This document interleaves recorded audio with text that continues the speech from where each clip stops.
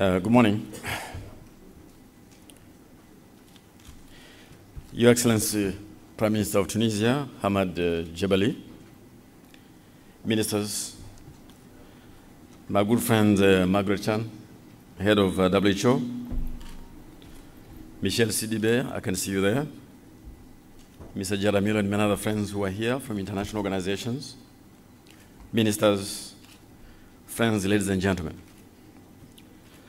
I want to begin by extending to you a warm welcome to Tunis, and thank you for accepting our invitation. But above all, I want to thank the head of the Tunisian government, Monsieur le Premier ministre, Hamad Jebali. Merci pour être avec nous ce matin, et merci pour l'hospitalité du peuple tunisien et d'avoir accepté d'abriter cette conférence. I'm so happy to see so many of you here today at this uniquely important event. You know, at this time we're living in extraordinary times, truly. The unprecedented global crisis and Africa's continued solid performance.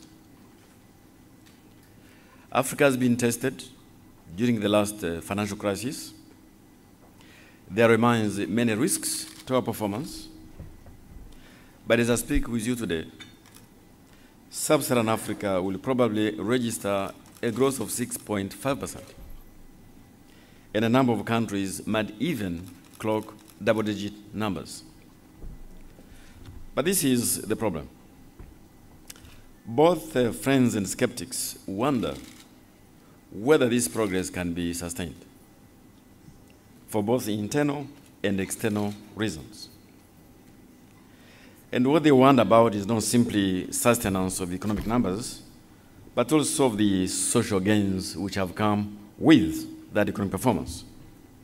Because contrary to what you'd hear, the issues of inequality, the issues of lack of inclusiveness, but poverty has been declining in the last decade. The numbers have gone down from over 52% to around 37%. In some countries, much faster. The continent has made dramatic progress in improving health indicators. Decline in child mortality in Africa is now regarded as one of the best stories in development. In most countries, child mortality is declining very fast, falling about twice as fast as during the early 1990s or 2000, which is faster than it was in China in the early 1980s. Countries like Senegal, Kenya, and Rwanda have seen a drop of more than 8% a year in child mortality. The top rates of decline in child mortality are the fastest in the world for at least 30 years. Significant progress has also been made in the fight against HIV/AIDS, malaria, and tuberculosis. However, the numbers still remain unacceptably high. More than half of mothers are still dying during childbirth, with Africa accounting for 57% of maternal death. Half of the children are still dying before age of 5, which is 49% of all child death. So we have made enormous progress, both economically and socially, but there are issues now of whether this can be sustained, given the global economic crisis, given the fiscal pressures among the donor countries, and given internal factors which are familiar to you.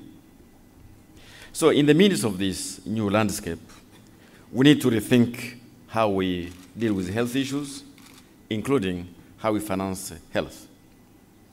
I have 5 small points to make, and I'd like to stop there, because there are more experts than I in this room. The first point I want to make to you is that we have to think seriously about value for money and addressing head-on inefficiencies in the health sector. It cannot be simply about spending more, it's about spending better. Secondly, we'll have to think seriously about how to sustain high-impact interventions that can no longer be financed by development partners because of the challenges they're facing. I read a report 2 days ago that in one of the countries which had made significant advances in combating HIV/AIDS, the numbers are beginning to increase. Third, we will have to think about equity issues, access and coverage as we expand the services. I live here in Tunisia, and the Prime Minister this morning are here. The revolution in this country happened because of inequities, inequalities, lack of access, and what was seen as capture of the country's wealth by a kleptocracy. That is true for many African countries. It can't simply be spending more, it has to be about spending more equitably. Fourthly, we have to think about how to seize the technological wave to improve the delivery of health services, especially to those who have the least access, such as the rural poor. Lastly, but not least, we must learn from best practices elsewhere about how to provide effective safety nets, such as the example in Brazil and Mexico. Margaret and I were both in Mexico and Brazil.